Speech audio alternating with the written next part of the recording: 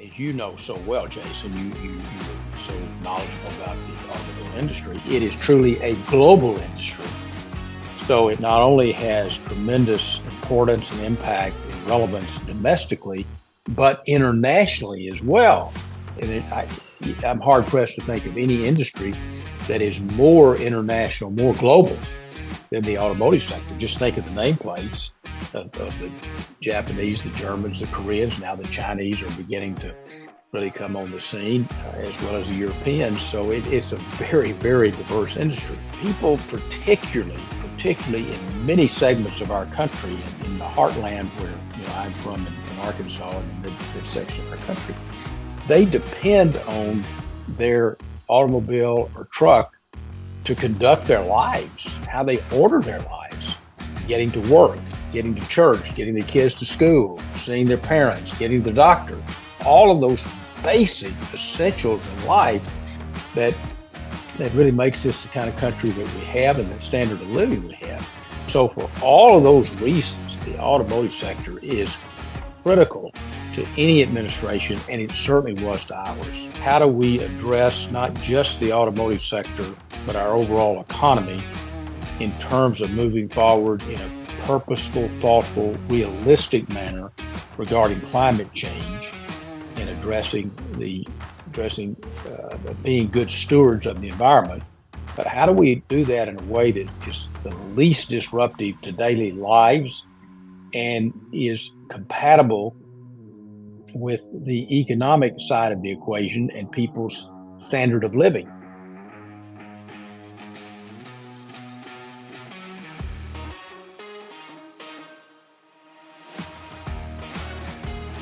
Hi, I'm Mack McLarty, and this is Cars and Culture with Jason Stein.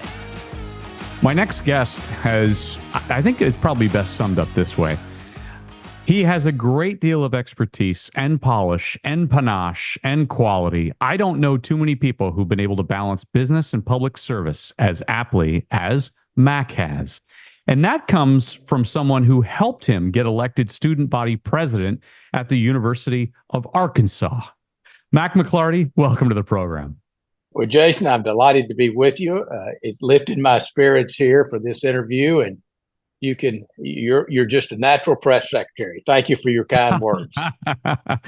Pat Hayes. You remember Pat Hayes? Oh, Mayor Pat Hayes, Pat Hayes, dear friend of longstanding, leads a very rich legacy as mayor of North Little Rock, Arkansas for 2 decades. So you're right. It was at the University of Arkansas, and I still remember that student government campaign for president of student body. And I remember to this day Pat Hayes' support and friendship over the years, Jason.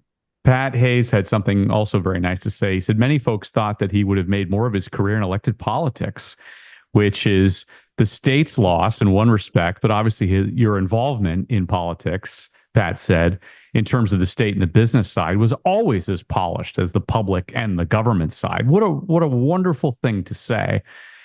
Did the political thought ever enter your mind to go in elected politics as opposed to the route that you went? It did to some degree, Jason. I had the good fortune growing up in a place called Hope, Arkansas.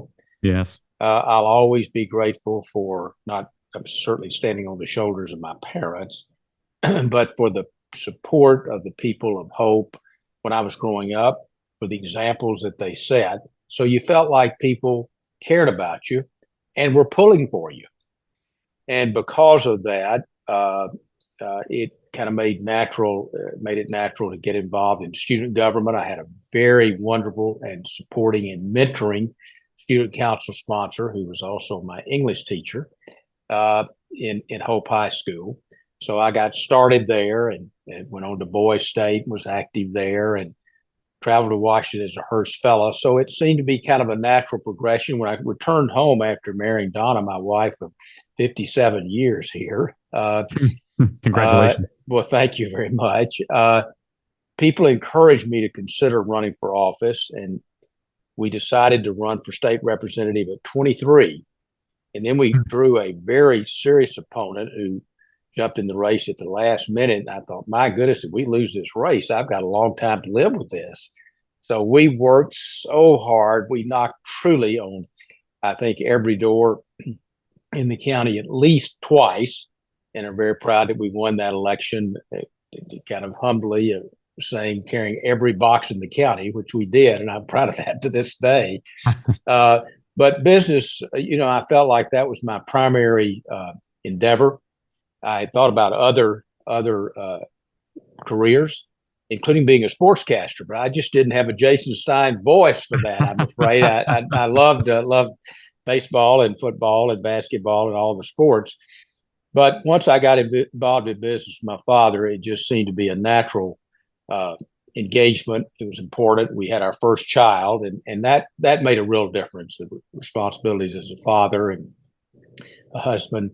So I concentrated on business, but the political side, public service kept calling.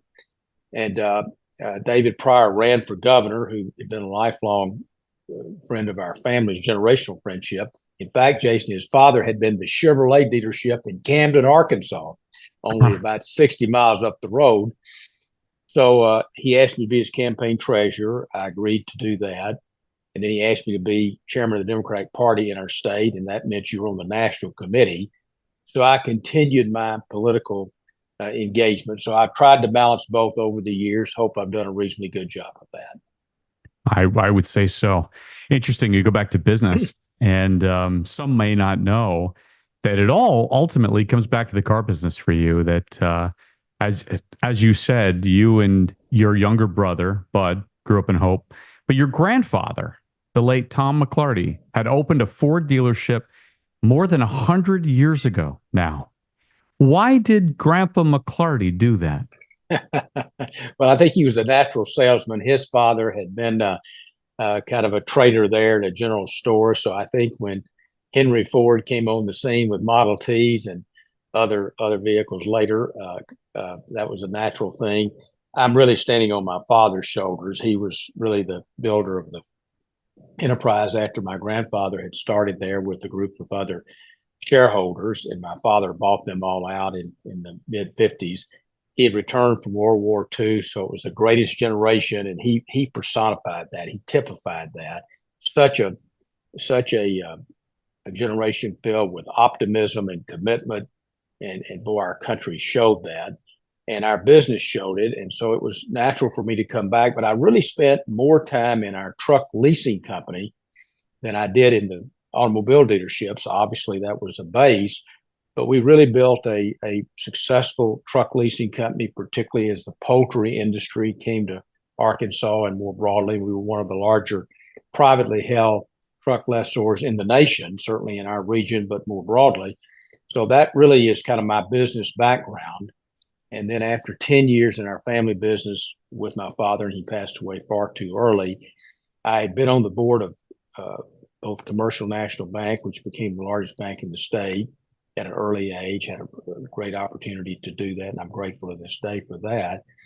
And then with Arkley Gas, which was one of the few New York Stock Exchange companies in the state, and the board there asked me to serve as CEO, and so I agreed to do that after giving it considerable thought. So I spent 10 years at Arkley, worked closely with President George H.W. Bush on energy policy and environmental issues. And then, of course, Governor Clinton ran for the presidency, and I'd been close to him over the years as a friend and certainly a supporter. Unexpected, I'd never worked for him, so unexpectedly he asked me to serve in his administration. So that's kind of the route of business and politics. Yeah, chief of staff. Yeah, what was that experience like? Your book, you have one of the chapters of the last chiefs of staff that go back decades, and you're featured prominently. I read the book several years ago. What was it about the experience that you found to me most rewarding, having that time serving as chief of staff to President Clinton? Well, I think there's a number of things you can say about that, Jason. Number one, as I said, I had not worked directly for Governor Clinton. I had worked pretty closely with President Bush. And so I had two people I greatly admired and respected running against each other. But I did have a lifelong friendship with Governor Clinton. We had a similar political philosophy. We had worked to establish the centrist Democratic movement together.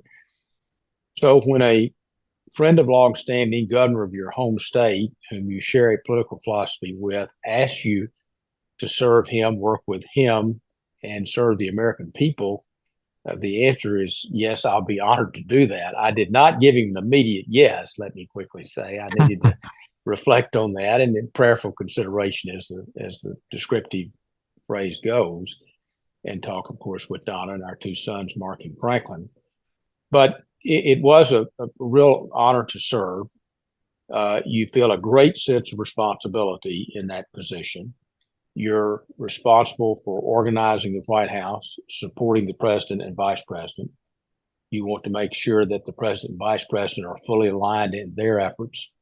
You've got responsibility for interface with the cabinet members, from Secretary of Defense, Secretary of Treasury, Secretary of Commerce, and Secretary of Interior, and so forth.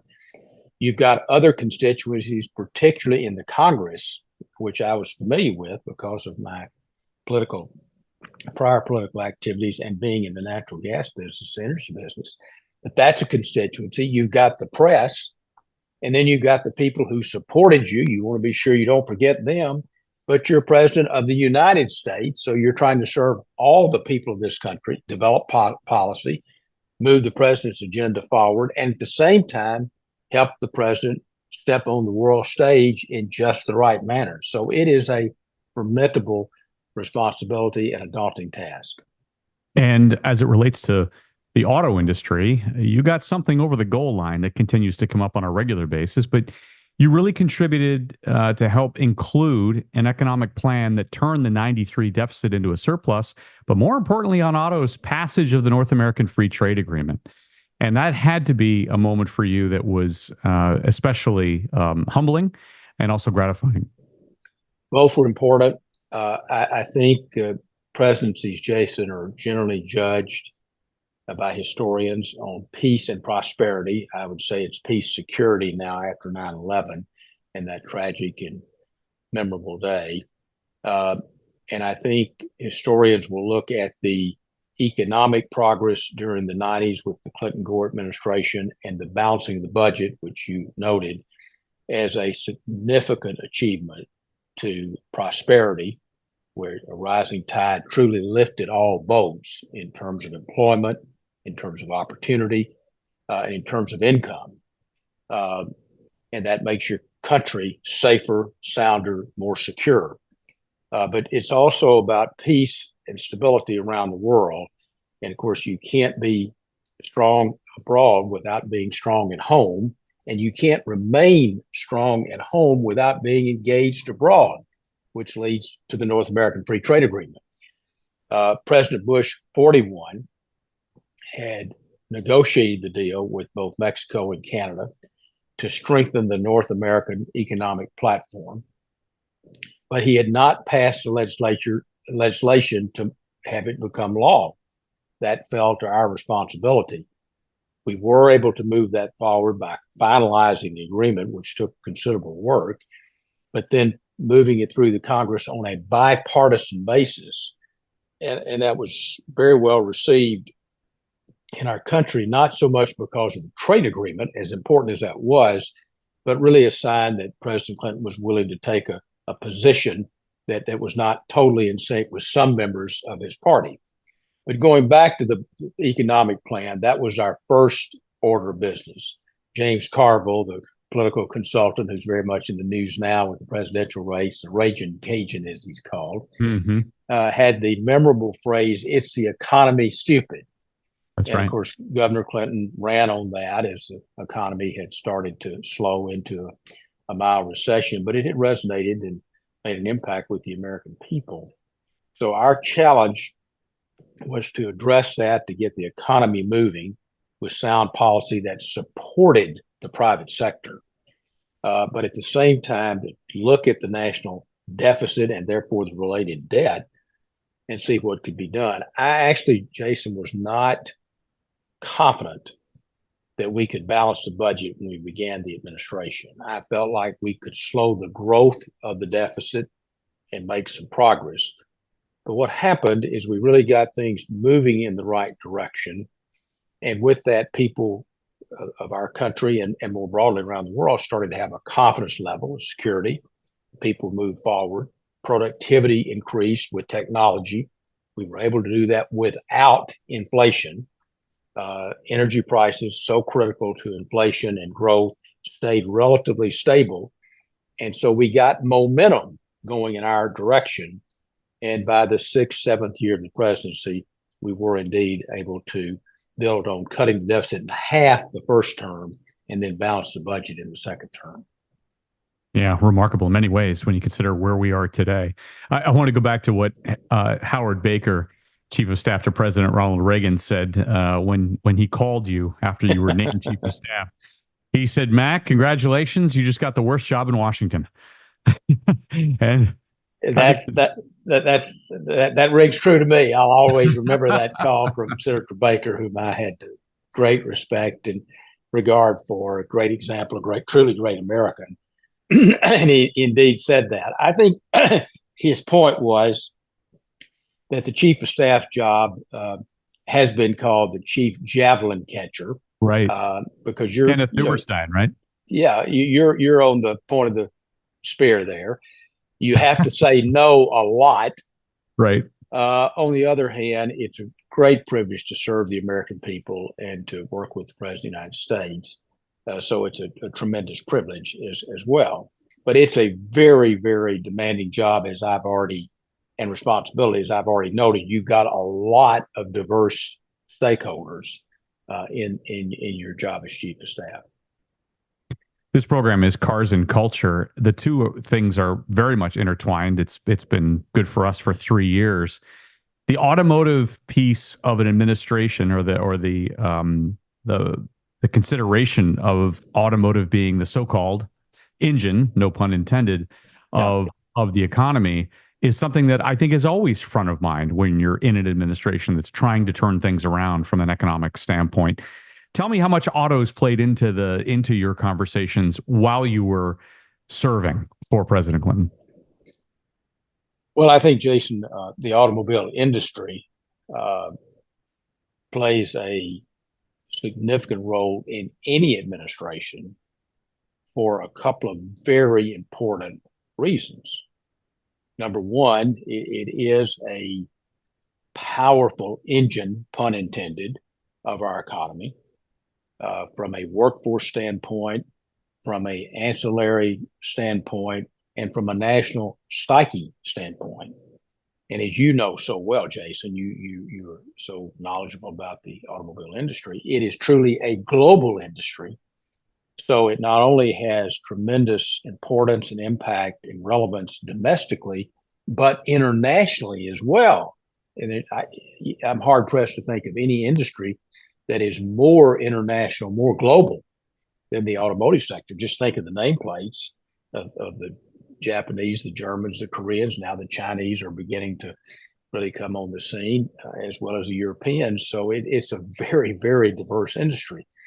But moreover, people particularly in many segments of our country, and in the heartland where I'm from in Arkansas, in the midsection of our country, they depend on their automobile or truck to conduct their lives, how they order their lives, getting to work, getting to church, getting the kids to school, seeing their parents, getting to the doctor, all of those basic essentials in life that really makes this the kind of country that we have and the standard of living we have. So for all of those reasons, the automotive sector is critical to any administration, and it certainly was to ours. And as we go into this one, Mack McLarty, it becomes even more so. A lot of talk of the election and its impact on the future of EV regulation, government incentives, obviously, infrastructure plans, and Chinese tariffs. So let's pull out the Mack McLarty crystal ball, polish it up a little bit. And what does it show in terms of the strength of maybe the consumer, as the Fed has now reduced rates, relative to those other items that are so top of mind?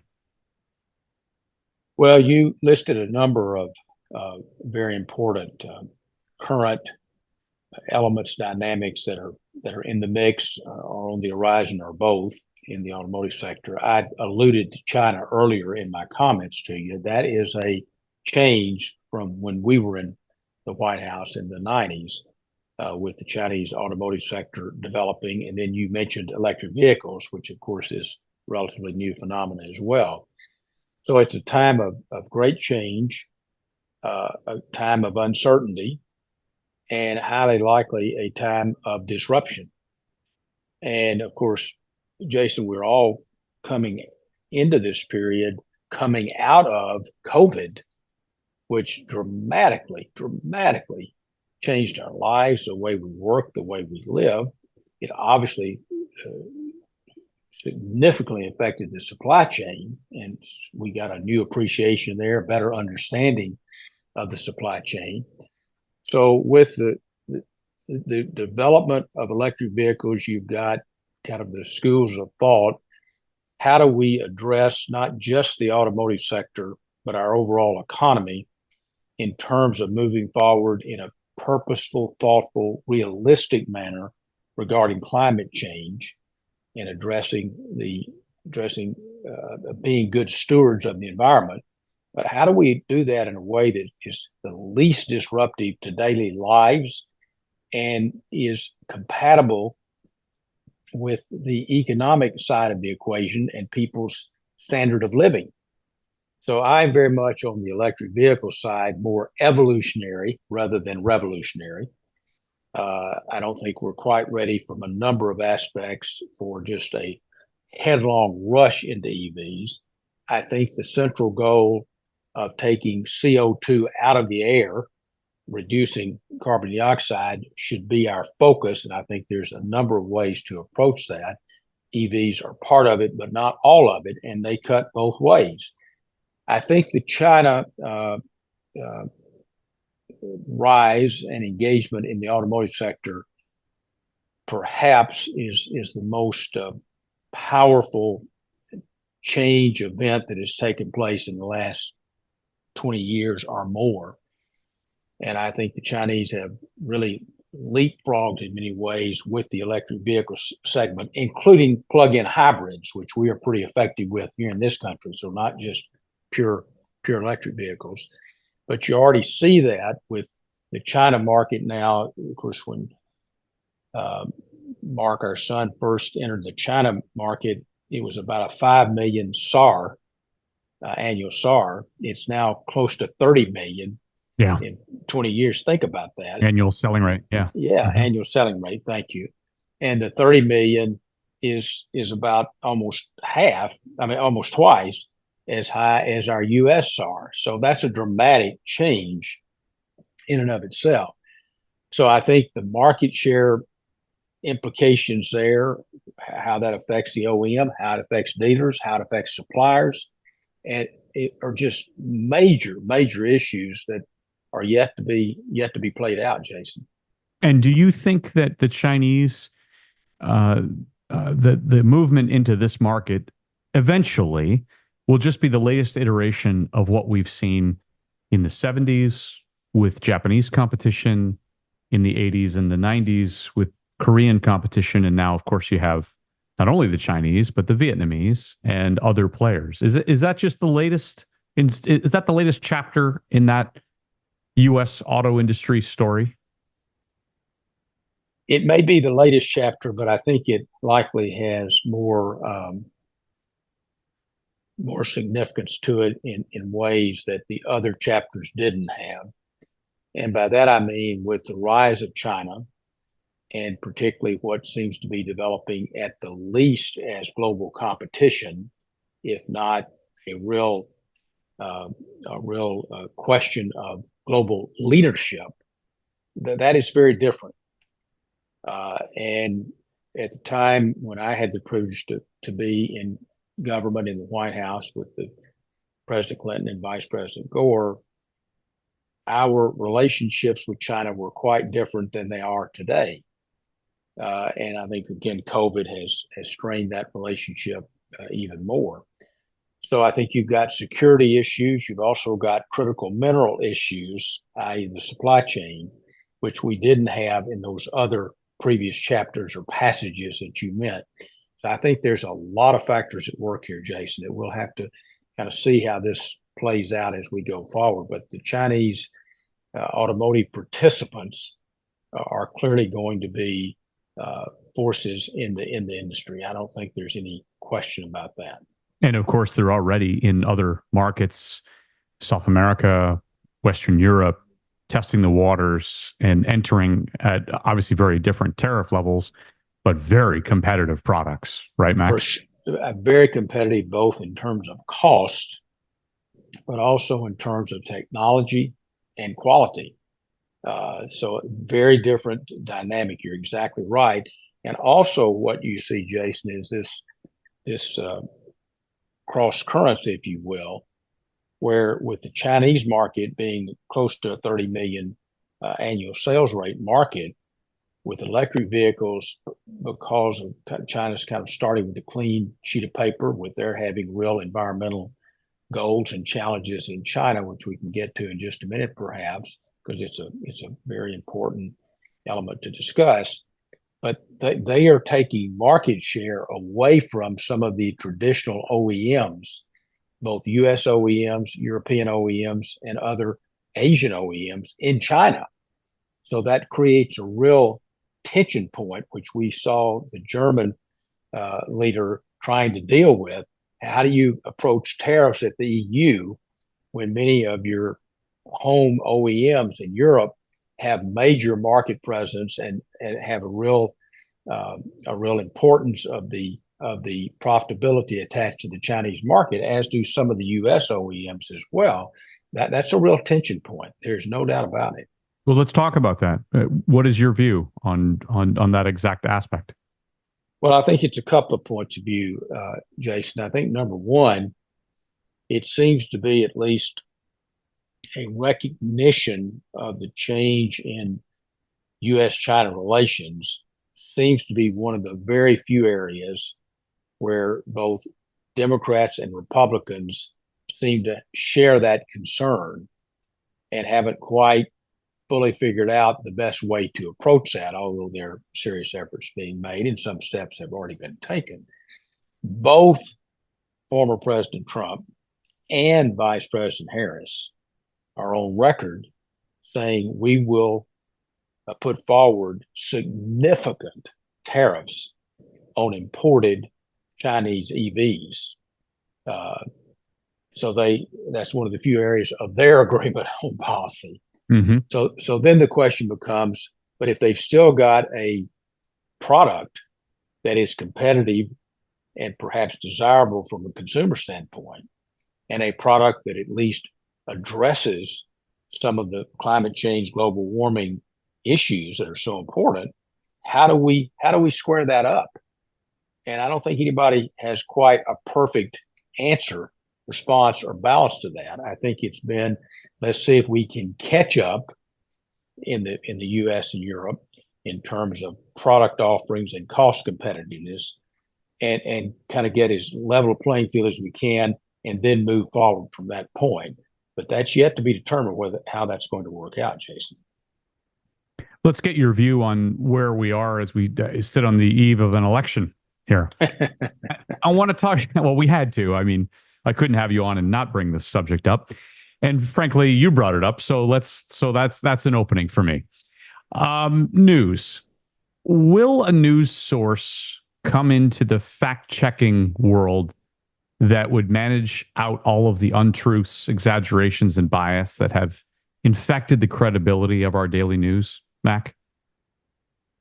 Jason, that's a lot to unpack, and you may be much more qualified to answer thoughtfully on that question than me. I'll give you a response. I'm not trying to avoid an answer. Sure.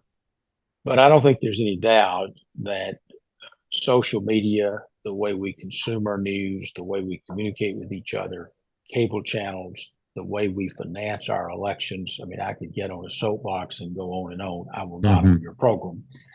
Have all affected our political process.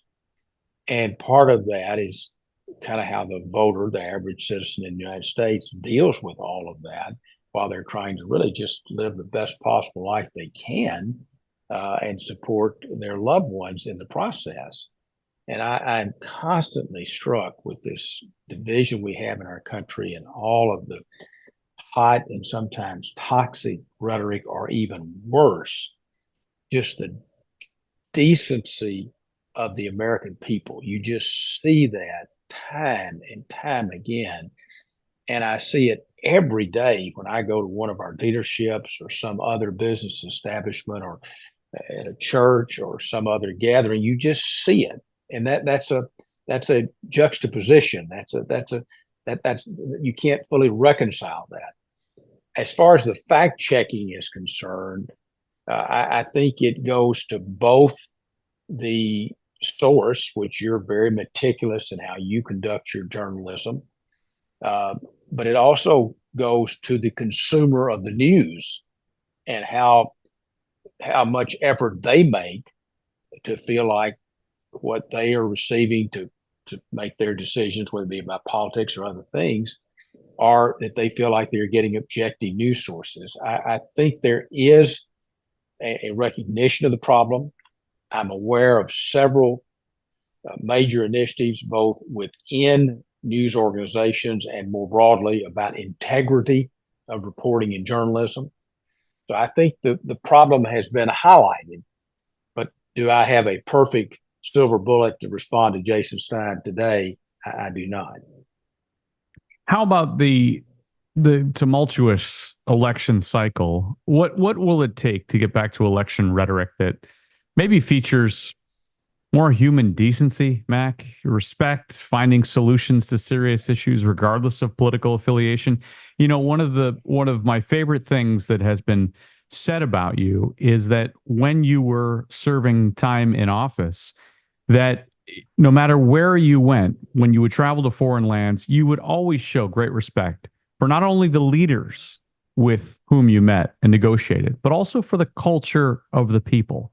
So the examples that I've seen, you would take time to deliver soccer balls to children at a school in Lima, Peru, or shake the hands of former rebels in Guatemala as they entered a UN demobilization camp to exchange guns for land.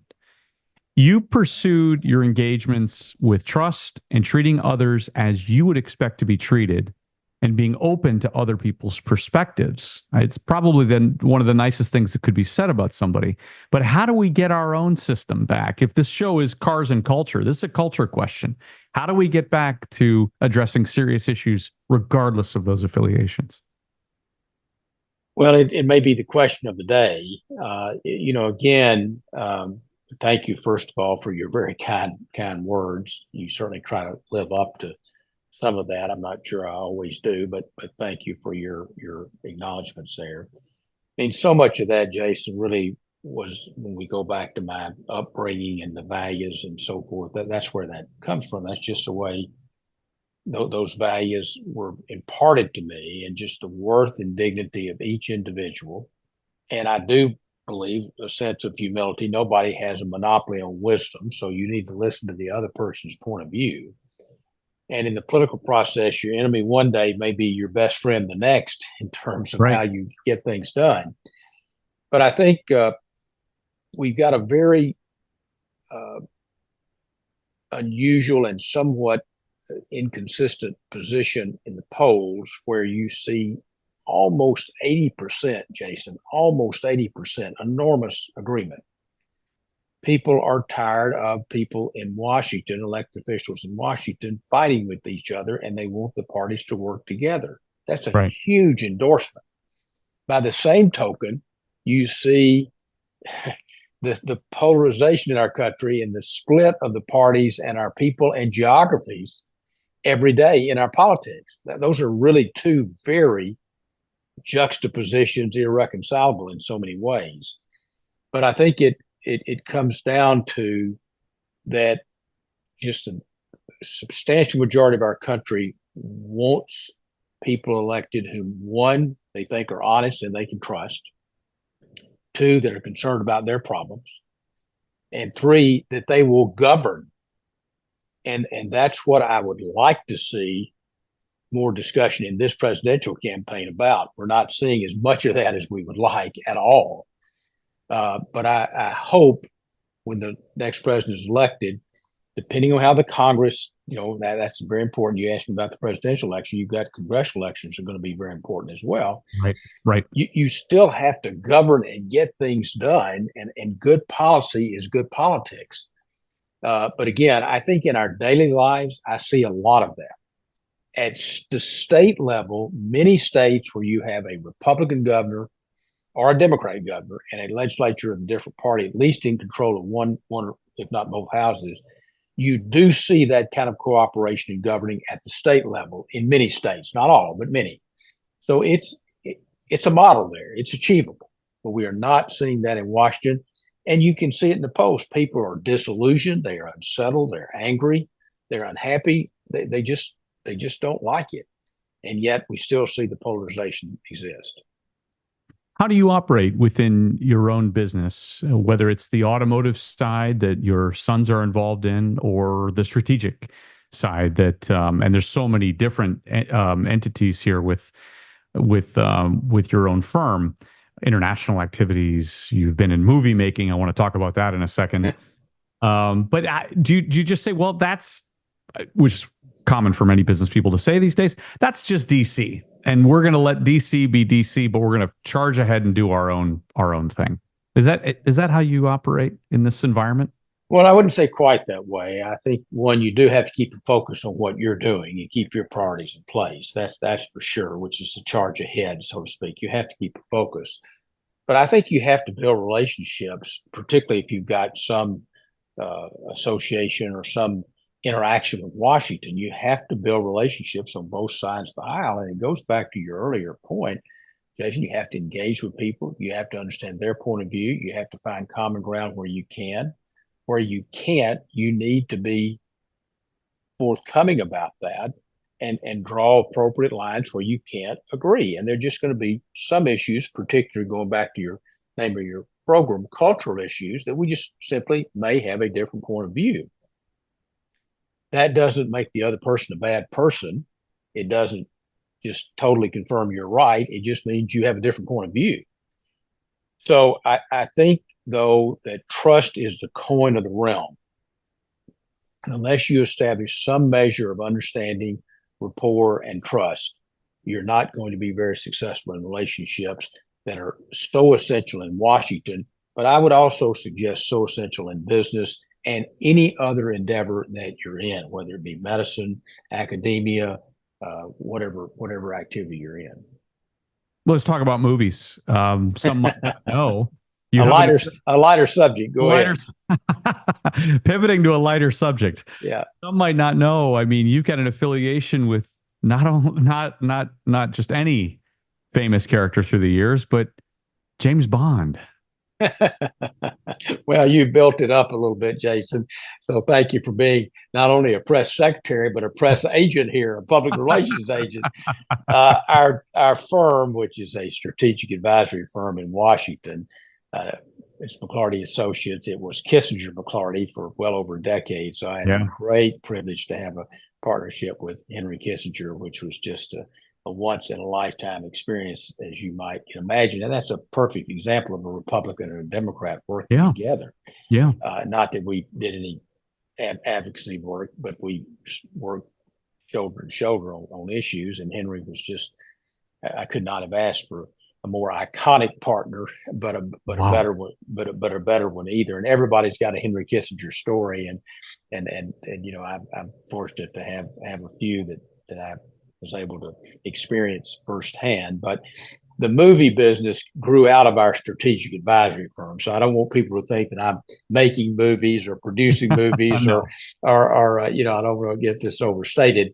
What we have been called on to do the first time was simply to help advise a very, very successful director making the movie Miami Vice, Michael Mann, who's almost a household word even as a director, in Latin America, how to get that done in the right way with the governments and advise him how to navigate the landscape, security issues, all of that. Well, Hollywood's a pretty small place, Jason. And once you do a good job for one, your kind of reputation spreads. So we've been fortunate to do almost 30 movies over time. Wow. Including the James Bond movie. And each Spectre, of right? exactly, and each of them have a different uh, a different assignment, different requirements for the assignment. In the James Bond movie, I think the two I will cite was one James Bond movie, one the Transformers movie. The James Bond movie, we were asked about security in Turkey, was the opening scene there with Daniel Craig, That's right. and among other things. So we did all of that. Our people very skilled in individual geographies, and Rich Klein leads our movie practice. But they had a terrorist incident, which thank goodness did not result in any loss of life, but still was very unsettling in Turkey. The day before the opening scene was to take place. So to quickly make the story, get to the story, we were called what to do. So we got the U.S. ambassador on the phone along with the director and Daniel Craig himself to talk about how they would shoot the opening scene. And we were assured that precaution had been taken, they should go forward. And about halfway through the call, Daniel Craig in this James Bond, you instantly recognized who it was, didn't have Zoom at that time, said, "Look, I may be James Bond in the movie, but in real life, I'm a father with two children. I'm scared to death here. Tell me, give me some assurance here." And it was a moment for sure. And so each of these movies have a story to them. The Transformers movie was filmed in Egypt. And these directors, of course, are bigger than life producers of movies, and they want it just a certain way. And they were insistent that we would have the Egyptian army fly helicopters behind the pyramids. Well, Jason, that's just not something you can get done every day in Egypt. But we managed to work closely with the Egyptian government, had very good relations there, and with our former foreign minister in Egypt, who we work with here when he was ambassador, and we're able to get that done in the right way, in a very respectful, careful way, and it all worked out just great. And you'll see that scene in Transformers 2. Oh, I love it. A few minutes left. Give me a quick Henry Kissinger story. You said you got a few of them. Well, there's a few of them for sure. I think the big takeaway is so many really in my 10 years of working with Dr. Kissinger.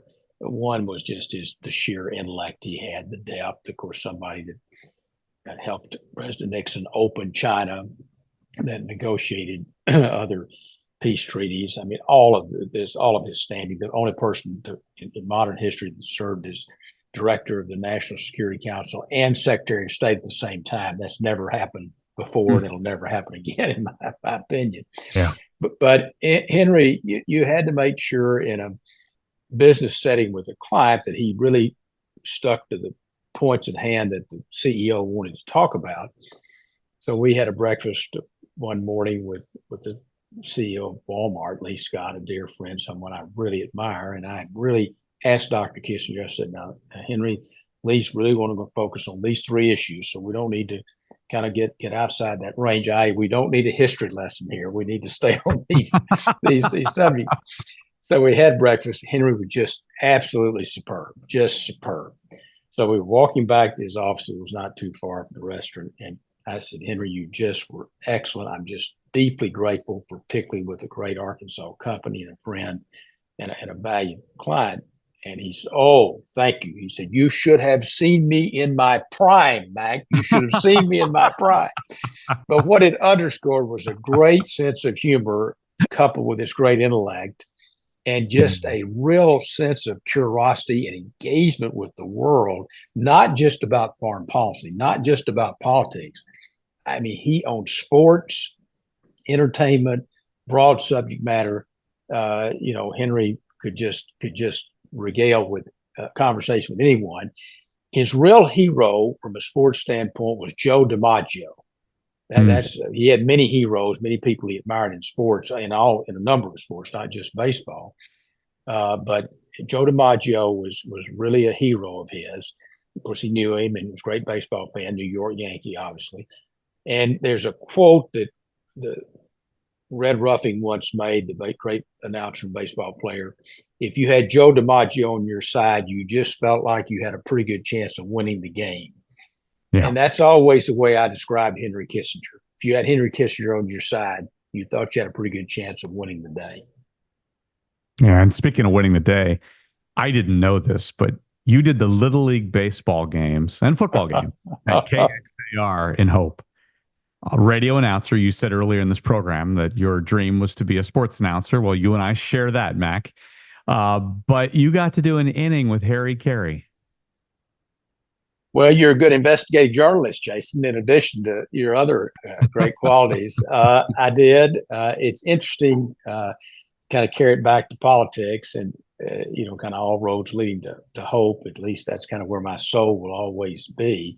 And it goes to my point about people in hope caring about you and supporting you. And the owner of the local radio station, Haskell Jones, it was KXAR, you've got the call letters right, you've got your facts right as usual, had asked me to do these Little League games. And I did understand baseball pretty well for someone of 10 years old. So I was fairly novel in broadcasting. Of course, just thoroughly enjoyed it. I thought it was a great opportunity. He sent a demo tape to Harry Carey, who, of course, in that day and time, the St. Louis Cardinals were the only Southern team. So they had a tremendous following through KMOX, as you remember, in our part of the world. Yep. So Harry Carey apparently was intrigued by it. He asked me to come to St. Louis and do an inning of the Cardinal game. Of course, I thought I just couldn't believe it, But my point is about the owner of KXR, Haskell Jones, who was also a member of our church, First Presbyterian Church in Hope, which I always consider my home church. He was one of the few Republicans in Arkansas at that time. And he was very dignified. He handled everything, but he was a true Republican. He'd come from another state. But that's when it just showed politics just were blurred. You just were a citizen of hope.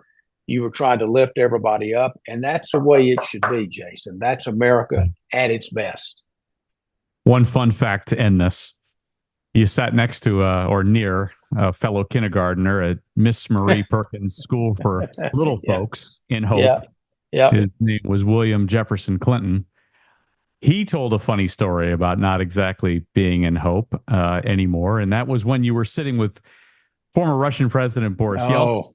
And the cabinet's assembled, the Russian cabinet's there, your cabinet's there. The president slips you a note on it. And it says what? Well, I've had the privilege and just very good fortune to have met and known and worked with three presidents, Jimmy Carter, George H.W. Bush, and President Bill Clinton. And I'm just very, very grateful for that. But you're right. President Clinton and I are truly lifelong friends. And that's pretty special in and of itself.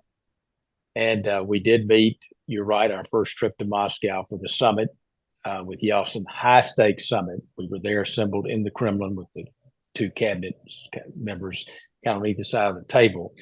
And President Clinton did indeed slip me a handwritten note. You've got your facts right, as you always do. It said, Moscow, 8 a.m., a long way from hope. Thanks, Mac Bill. And just to say that's a keeper, it is. But what it also shows are two things, Jason, very quickly. It does show how important just humanity and relationships are in politics, even at the highest levels. That's important. I think to keep your perspective, keep your humanity about you. I think that's crucial. And it also shows that relationships, friendships, they transcend all the other kind of activities that you have. That's really the bond that unites people in their relationships, and that's important. You once said you've been fortunate, privileged, and blessed to have had the opportunity over the years to do what you've done. I say the same thing today. Fortunate, privileged, and blessed to have you on the program. Mack McLarty, thank you for being a part of our culture. Not only the cars, but our cultural fabric here in North America. Thanks for being on the program. I'm touched by your words. Privilege and pleasure of mine. Thank you, Jason. Thank you.